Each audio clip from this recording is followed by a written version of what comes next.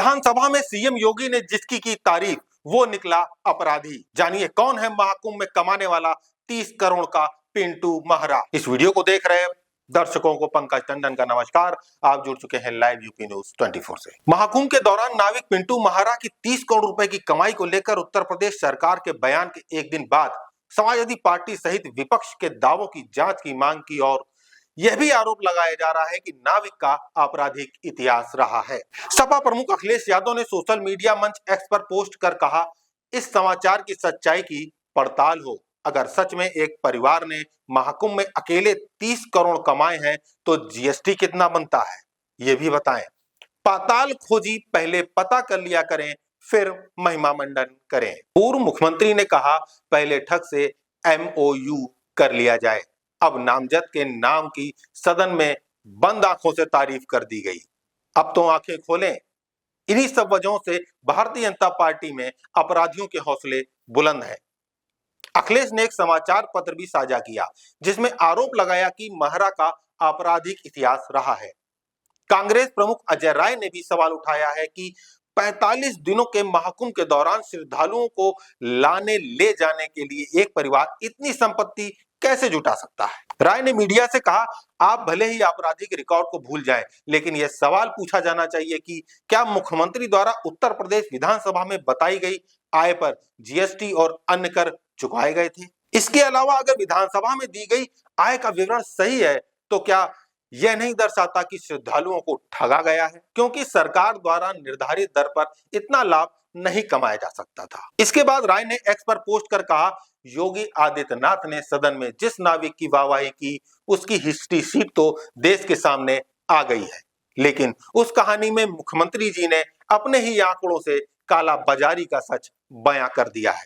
राय ने यह भी कहा कि मुख्यमंत्री साहब के मुताबिक एक नाव एक दिन में लगभग 50 से 52 हजार रुपए की शुद्ध बचत करती है और 130 नाव मिलकर लगभग 66 से 68 लाख रुपए की शुद्ध बचत कर सकती थी। इस पूरे मामले पे गौर करने वाली बात यह है कि मेला प्राधिकरण की ओर से नाव के प्रति व्यक्ति किराया अधिकतम 120 से 150 रुपए ही तय था। राय ने कहा, ऐसे में एक नाव एक दिन में कितने चक्कर लगा सकती, 50 से 52 हजार तक की बचत ले रही थी। सभी 130 नाव मिलकर कितने चक्कर लगाकर 66 से 68 लाख की बचत कर रही थी। उन्होंने कहा, यानी मतलब साफ है, श्रद्धालुओं को जमकर मनमाने ढंग से लूटा गया और सरकार के किसी भी मानक का कोई पालन नहीं हुआ है। हालांकि जिस नाविक का मुख्यमंत्री साहब ने जिक्र किया है, उनका कहना है कि श्रद्धालु उपहार स्वरूप उसे पैसे दे रहे थे। यह कितना सच है ये तो सभी जानते हैं, क्योंकि जनता से तो जनता का सच नहीं छुपता। इस बीच प्रयागराज के नैनी पुलिस थाने के प्रभारी वैभव सिंह ने मीडिया से पुष्टि की कि पिंटू महरा का आपराधिक इतिहास रहा है। उन्होंने कहा, पिंटू का नैनी पुलिस थाने में आपराधिक रिकॉर्ड है और वह 2 साल पहले एक मामले में जेल से रिहा हुआ था। पुलिस सूत्रों की माने तो महरा का परिवार वर्षों से नाविक से रंगदारी, फिरौती, जबरन वसूली और अवैध शराब बनाने जैसी अन्य गतिविधियों में सम्मिलित रहा है। कथित तौर पर परिवार के कई सदस्यों का आपराधिक रिकॉर्ड रहा है। उत्तर प्रदेश सरकार ने बुधवार को जारी एक बयान में दावा किया कि पिंटू महाकुंभ में 45 दिनों में 30 करोड़ रुपए कमाए। बयान के अनुसार पिंटू के जीवन में एक साहसिक निर्णय ने नाटकीय मोड़ ले लिया।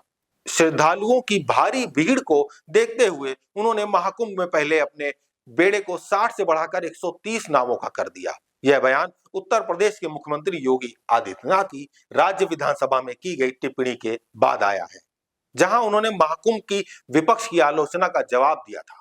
उन्होंने कहा, मैं एक नाविक के परिवार की सफलता की कहानी बता रहा हूं। उनके पास 130 नावें हैं। 45 दिनों में उन्होंने 30 करोड़ रुपए का मुनाफा कमाया है। इसका मतलब है कि प्रत्येक नाव से 23 लाख रुपए कमाए। दैनिक आधार पर उन्होंने प्रत्येक नाव से 50 हजार से 52 हजार तक रुपए कमाए।